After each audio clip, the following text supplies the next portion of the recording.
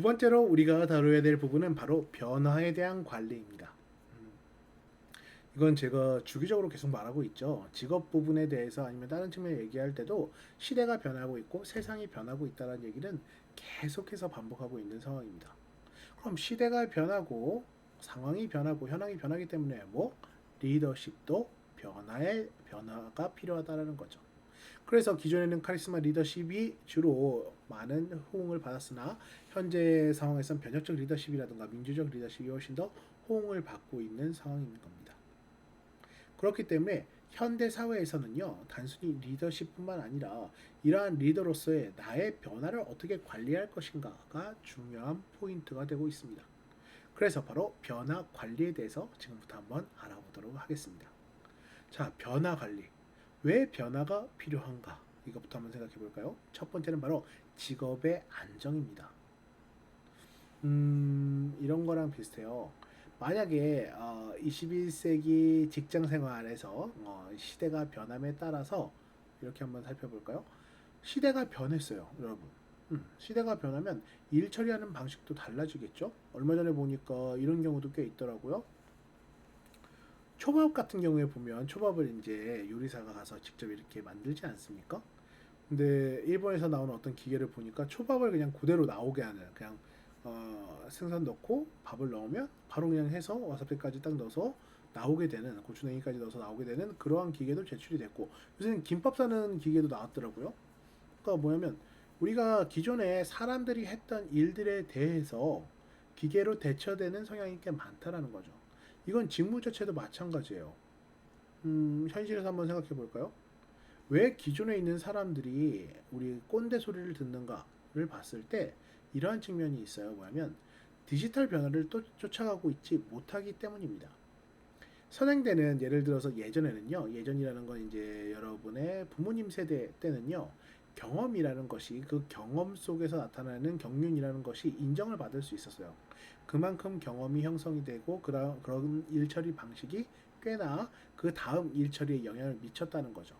근데 가면 갈수록 그런 것들이 떨어지게 됩니다. 떨어지게 된다는 건 뭐냐면 시대의 변화 속도, 기술의 활용 속도가 너무 빨라지다 보니까 기존에 했던 사람들의 전문적인 경험 자체가 효과적으로 나타나지 못하고 있게 된다는 거죠. 그런 측면에서 그럼 뭐냐? 기존 것을 고수만 하다 보면 기존의 방식을, 기존의 태도를 그냥 안착만 시키려고 하다 보면 문제가 생길 수밖에 없다라는 거죠.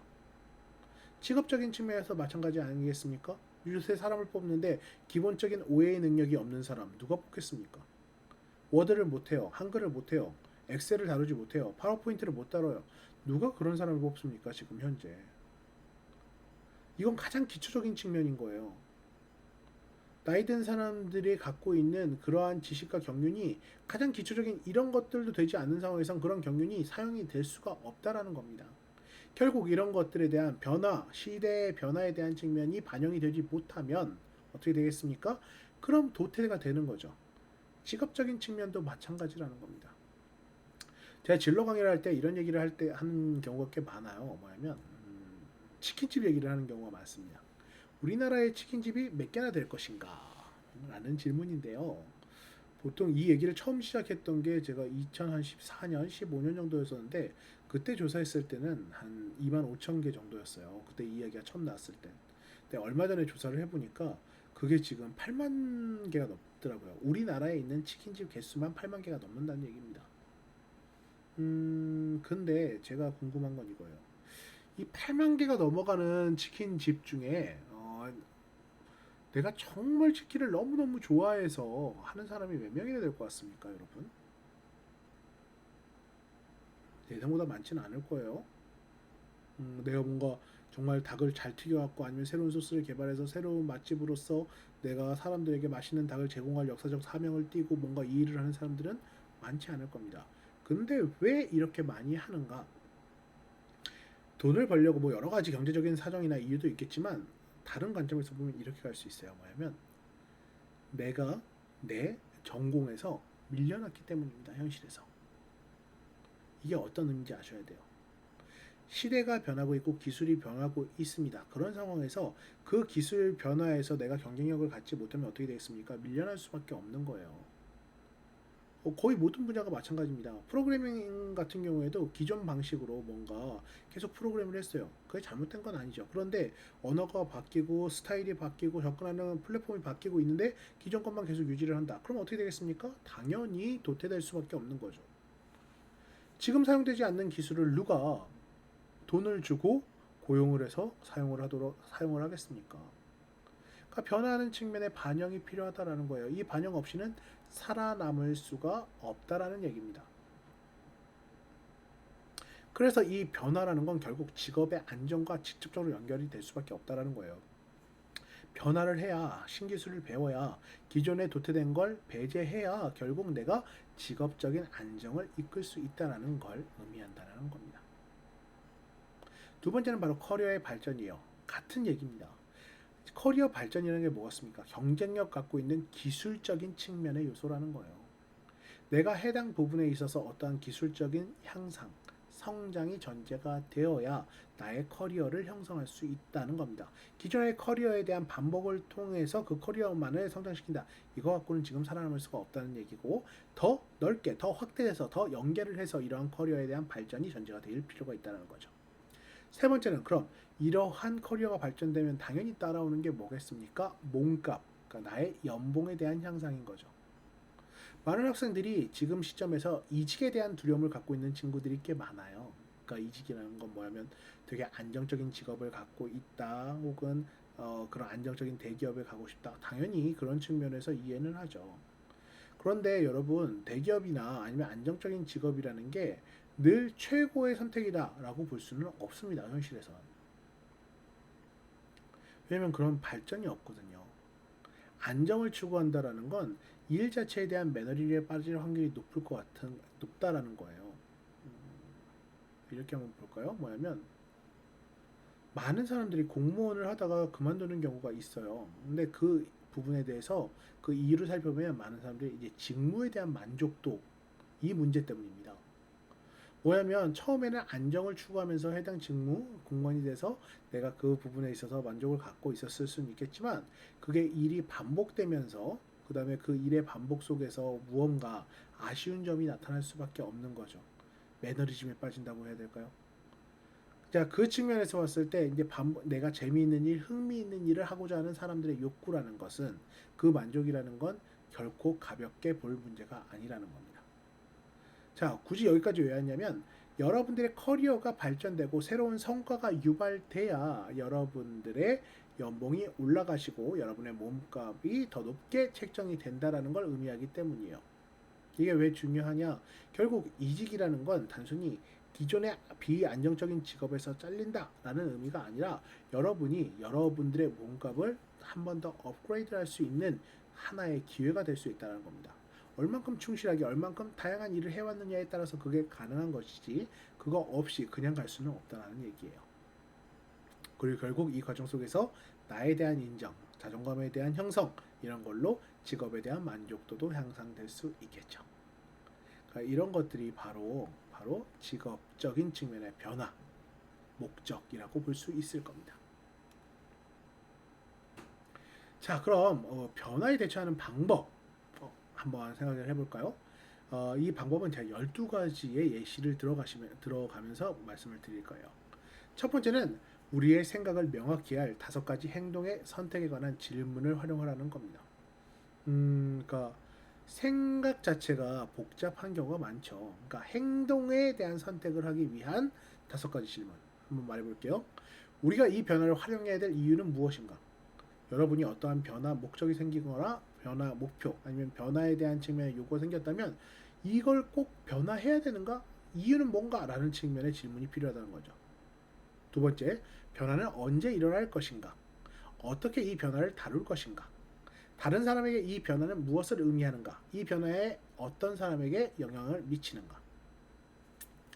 지금 여러분이 해야 될 행동이라는 건 지금 이 변화 관리를 할 것인가 말 것인가 라는 측면의 행동을 선택하기에 앞서서 이런 측면에 있어서의 질문을 통해서 결정을 내릴 필요가 있다는 겁니다.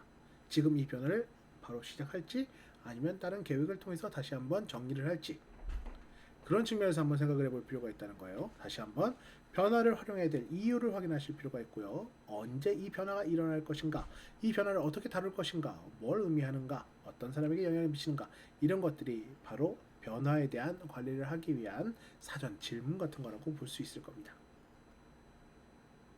자, 두 번째는 변화에 대처하는 속도를 높이라는 겁니다. 특히 이건 여러분에게 되게 중요한 포인트가 될 수밖에 없겠죠. 왜냐? 너무 빨리 변하고 있으니까요. 그러니까 반응이 늦게 되는 건 나중에 그걸 하는 건 의미가 없어요, 여러분. 이건 여러분이 이 수업을 듣는 여러분이 어느 지역에 살건 어느 환경에 있건 여러분을 배려해서 변화가 일어나는 건 아닙니다. 가끔씩 제가 지방에 강의를 다니다 보면 이런 얘기를 할 때가 있어요. 뭐냐면 키오스크라든가 아니면 로봇 서빙이라든가 이런 예시를 딱 들려보면 많은 학생들이 우리 동네에는, 우리 도시에는 아직 그런 시스템이나 이런 예시가 없는데요 라고 말을 하는 경우가 있습니다. 그게 무슨 상관입니까? 여러분이 경험하지 못한 게 무슨 상관입니까? 이미 세상은 변하고 있는데요. 이 변화에 대한 속도라는 게 바로 이런 의미인 거예요, 여러분. 여러분의 입장에서 보는 게 아니라 시대의 변화를 여러분이 빠르게 인식하고 대처할 필요가 있다는 거예요. 늦은 반응은 기업이나 개인의 경영에 절대 도움이 되지 않습니다. 불필요한 절차, 과정을 생략하시고 빠른 형태의 변화를 관리하실 필요가 있다는 거예요. 결국 그럼 변화를 인식했으면 어떻게 하겠습니까? 신속한 의사결정이 필수적이라고 말할 수 있겠죠. 망설이면 뒤처진다는 말이 요즘처럼 실감 나는 때가 없죠. 너무 빨리빨리 변하고 있으니까요. 그렇기 때문에 여러분은 정보를 최대한 수집하고 능력을 최대한 발휘해 수집한 정보를 어떻게 활용할 수 있어야 된다는 겁니다. 자, 일에 대한 업무에 대한 혁신이 필요합니다. 뒤처지지 않으려면 변화에 따라 끊임없이 조직을 바꿔가고 혁신하고 업무를 재편해야 됩니다. 이건 조직 차원에서도 마찬가지고 개인 차원에서도 마찬가지입니다. 개인에 대해서 업무가 재편되거나 효율성을 못 쫓아가면 어떻게 됐습니까? 일에 대한 매너리즘에 빠질 수밖에 없겠죠. 조직 차원에서도 무엇 하나 이걸 하나만 바꿔도 훨씬 더 효율성이 높아질 텐데 그럼에도 불구하고 그게 안 되는 상황이라면 도태될 수밖에 없겠죠. 이건 꼭 막 컴퓨터에 대한 측면이 아니어도 돼요. 실제 제가 봤던 예시 중에 이런 예시가 있었습니다. 러시아에 있는 어떤 생산 공장에서 이런 경우가 있었다고 해요. 뭐냐면 어, 업무 효율성, 어떤 사람이 이제 기존에 계속 앉아서 이 그 생산 업무를 이렇게 하고 있었는데 그 중에 한 명 관리자가, 그러니까 일반 직원이 관리자에게 제안을 했다고 합니다. 저한테 중간 관리자 역할을 맡겨주시면 효율성을 지금보다 2배 높게 해드리겠습니다 라고 했대요. 그래서 그 사람에게 맡긴 다음에 그 사람이 했던 게 뭐였었냐면 음악을 트는 거였다고 합니다. 그 생산이 반복적인 일이잖아요. 그때 그냥 신나는 라디오라든가 신나는 음악을 들어서 사람들이 훨씬 더 적극적으로 업무에 참여할 수 있게 만들었다는 거죠. 단순히 시스템이라는 말을 여러분 그냥 하나하나 어떠한 체계를 만들어간다 이런 것도 분명히 있지만 그 사람들에 대한 동기부여라든가 적극성을 유발시킬 수 있는 무언가 행동을 한다 이런 것도 하나에 포함될 수 있는 요소라고 볼 수 있는 거예요. 그 업무가 그 사람은 이제 중간 관리자 하면서 실제로 그만큼의 성과 효율성을 유발시킬 수 있었고 그 결과 안착적인 중간 관리자로서의 본인의 성공 혹은 성과를 같이 이끌어낼 수 있었다는 거죠. 다섯 번째는 자기 자신을 책임지라는 겁니다. 우리는 스스로 자신의 경력, 자기 개발, 업무 혁신, 사기를 관리하는 측면의 요소를 갖고 있습니다. 누구도 변화해서 자유롭지 않다는 겁니다. 새로운 기술을 습득하고 여기에 대해서 적응하려는 노력을 기울여야 되고요. 새로운 역할과 기회에 대해서 늘 끊임없이 고민할 필요가 있다는 것이죠. 중요한 포인트입니다. 변화는 다른 사람이 해주는 게 아니죠. 본인이 하는 겁니다. 여러분도 변화에 대한 인식을 스스로 하시고 그 부분에 대해서 하나하나 스스로를 바꿔갈 필요가 있다는 거죠. 아무리 제가 여러분에게 변화 관리의 중요성에 대해서 얘기한다고 하더라도 그게 그렇게 중요하진 않겠죠. 왜냐하면 실제로 변화라는 건 행동의 전제가 돼야 될 필요가 있는 거니까요. 행동을 통해서만 나타낼 수 있는 거니까 그런 식의 여러분의 변화를 유발시킬 혹은 변화를 시도할 필요가 있다는 겁니다. 자, 여섯 번째는 상황을 올바로 파악해 제어할 수 있고 타협할 수 있는 부분을 정하라는 겁니다. 변화에 대해서 제가 인파워먼트에서도 얘기를 했었지만 한 번에 모든 걸 다 변화시킬 수는 없어요. 그렇기 때문에 그 부분에서 변화에 대한 조정이 필요합니다. 여기 보시면 소기의 경읽기식으로 변화를 인정하지 않느라 시간을 허비해서는 안 된다. 대부분 이런 경우가 꽤 많죠. 리더들이 이러한 변화에 대해서 본인이 익숙하지 않으니까 모르니까 이 부분에 대한 걸 유지하지 않으려고 하는 경우가 많습니다. 그리고 아무리 시대가 많이 변했다고 하더라도 실제로 나의 현장 자체가 변화할 수 있는지 없는지에 대한 판단이 필요할 때가 있죠. 예를 들어서 조금 전에 말했던 그 생산직처럼 우리가 효율과 성과를 위해서는 전면 자동화를 하는 게 필요할 거라고 생각합니다. 시대에 발맞춰 가는 선택이라고 할 수 있겠죠. 그런데 현장에서 봤을 때 그러면 그만큼의 많은 사람들의 인원을 잘라야 되고 그 다음에 그 자동화 기대를 위해서 예산이 이만큼 필요해. 현장에서 그게 안 되는 거면 그만큼의 여지의 경제적인 측면이 없는 거면 실현 가능성이 없는 거 아니겠습니까? 그러한 변화를 못 쫓아가는 거예요. 이걸 한 번에 다 바꾸려고 하면 그런 겁니다. 예를 들어서 만약에 제가 그 과정에 있는 사람이라면 이렇게 접근할 수는 있겠죠. 전면 자동화를 하는데 뭐 한 20억이 든다라고 치면 기존에 있는 사람들을 다 자르고 20억짜리 기계를 들어놓는 게 하나의 방법이 될 수 있을 것이고요. 기존 뭐 사람을 통해서 하는 게 또 하나의 방법이 될 수 있을 거예요. 아니면 이렇게 갈 수도 있겠죠. 뭐냐면 중간 단계에서 가장 불량률이 많이 나타나는 사람이 손으로 했을 때 정밀함의 부족으로 불량률이 많이 나타나는 파트가 있다면 그 부분만 일부 자동화를 해서 협업을 하는 것도 하나의 방법이 될 수 있을 겁니다. 그러니까 현실 가능한 형태의 투자, 경제적인 측면, 사람들과의 조정 이런 것들을 다 고려해서 시도를 하실 필요가 있다라는 거죠. 일곱 번째는 바로 가치를 추구하는 거라는 겁니다. 변화에 대처하면서 손실보다는 기여를 많이 하려고 노력을 해야 됩니다. 특히 변화를 함에 있어서 처음 단기적인 측면에서는요, 당연히 손실이 날 수밖에 없습니다. 왜냐하면 익숙하지가 않으니까요. 그렇지 않겠습니까? 일에 대한 전문성에 대한 걸 변화를 통해서 그 기존에 있는 전문성을 끌어낼 수가 없기 때문에 당연히 문제가 될 수밖에 없죠. 그렇기 때문에 리더들은 변화를 회피하면서 현재 지위를 유지하려고 하지 말고 기여할 부분이 뭔지를 생각해 볼 필요가 있다는 거예요. 특히 필요한 변화를 위해 기여할 부분을 찾아서 행동하는 게 바로 리더의 자세라고 볼 수 있을 겁니다. 자, 여덟 번째는 고객 서비스 기법을 연마하라는 겁니다. 향후 고객의 요구가 어떠할지 미리 예상하고 고객의 변화를 면밀히 관찰하면서 고객의 의견을 수렴해야 됩니다. 그렇기 때문에 대부분의 상품이 이러한 고객의 반응에 민감할 수밖에 없다는 거죠. 그리고 이 고객의 소통과의 과정 자체가 지금은 거의 다 오픈이 되고 있습니다. 대표적인 게 뭐겠습니까? 여러분 음식 배달 같은 거 하면 그 후기에 되게 민감하잖아요, 사람들이. 그렇지 않나요? 후기 자체에 엄청나게 민감함을 갖고 있는 경우가 많다라는 겁니다.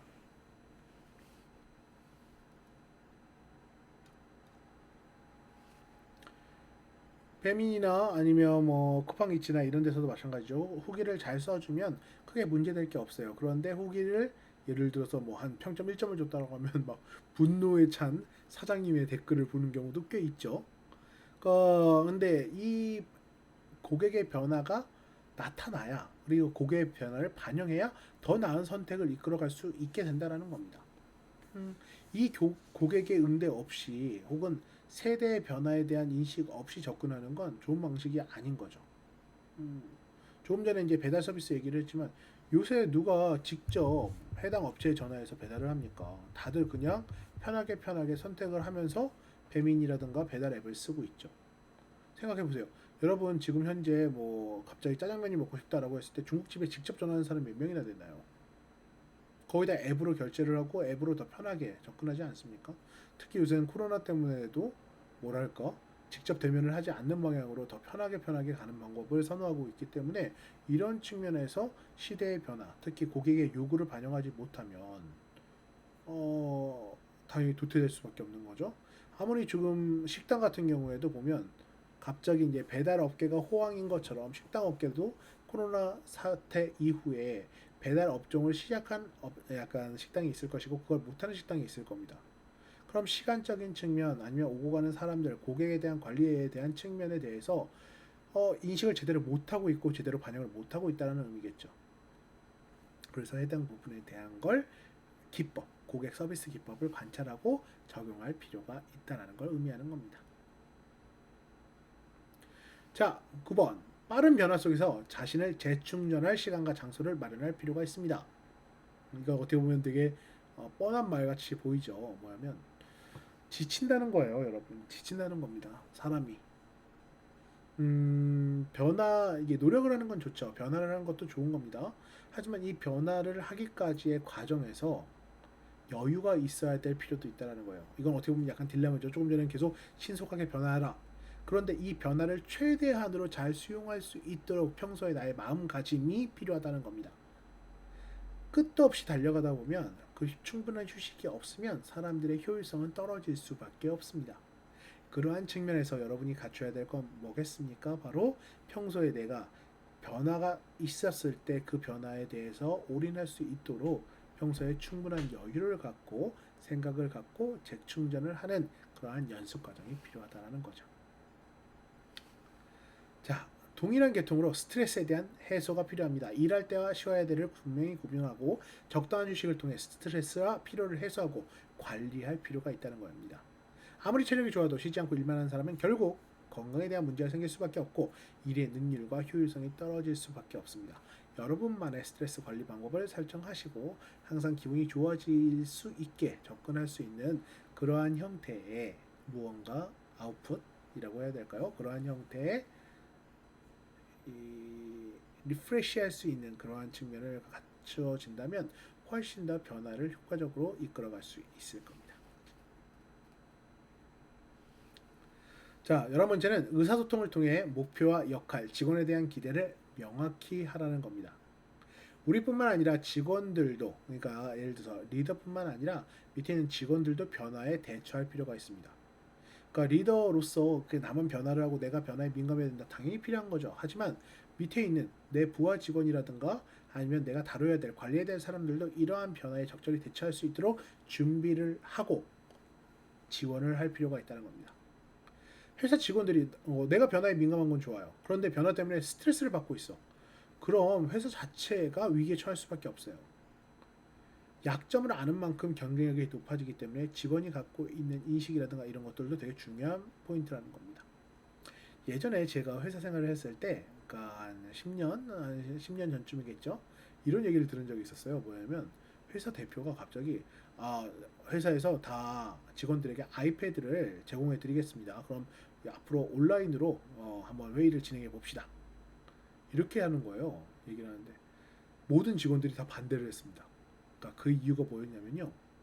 그 대표가 아이패드에 대한 혹은 이런 지식이 전혀 없는 사람이었던 거예요. 그러니까 어떤 의미냐면 변화에 대한 어떤 사람 극단적인 예시로 약간 이런 거예요. 아이폰을 쓴 지 3년이 넘었는데 아직 그 가입이 안 돼 있어 뭔가 앱스토어에 그런 분이셨던 거예요. 근데 그 분이 갑자기 아이패드로 회의를 하겠대. 그러니까 나머지 사람들이 생각했던 건 뭐냐면 야 이걸 언제 다 가르치고 있냐 그 대표한테 직접 못해요. 그럼 변화에 대한 목적만 있는 것이지 실제 그 변화를 수용할 정도의 능력이 없는 상황에서 그 변화를 하겠다라고 하는 건 나머지 사람들이 그 변화를 충분히 한다고 하더라도 이 과정 자체가 너무 스트레스인 거죠. 그렇기 때문에 그런 측면에서 충분한 협의가 필요하다는 겁니다. 무작정 이걸 하라라고 접근하는 게 아니라 목표, 이 예를 들어서 어떠한 변화를 하게 됐으면 그 목표와 역할, 그 다음에 직원에 대한 성장이나 기대가 상호 소통 속에 완벽하게 이해가 됐을 때 이러한 변화가 가능하다는 걸 기억을 해주실 필요가 있겠습니다. 자, 마지막은 바로 주변 환경의 변화에 주목하라는 겁니다. 이건 이제 변화에 대한 민감성과도 같이 연결되는 거였겠죠. 새로운 추세, 행동 양식의 변화가 무엇인지 세심하게 살필 필요가 있는 것이고요. 무엇이 변하고 있는지 그 징후를 포착해야 됩니다. 새로운 추세를 파악하면 그 추세를 활용할 기회가 생긴다는 겁니다. 그렇기 때문에 멈춰 계시면 안 된다는 거예요. 이건 직원도 리더도 마찬가지입니다. 어떻게든 본인들이 내 시대의 변화, 내 분야의 변화, 시장의 변화, 기술의 변화에 대해서 계속해서 인지를 하실 필요가 있다는 겁니다. 그리고 그 인지에 따라 접근을 다르게 해야 된다는 거죠.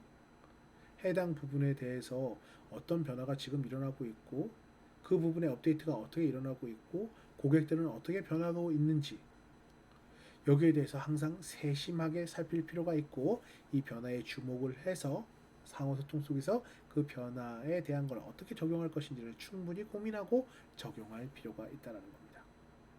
자, 여기까지가 바로 여러분들이 리더로서 갖춰야 될 변화 관리였습니다.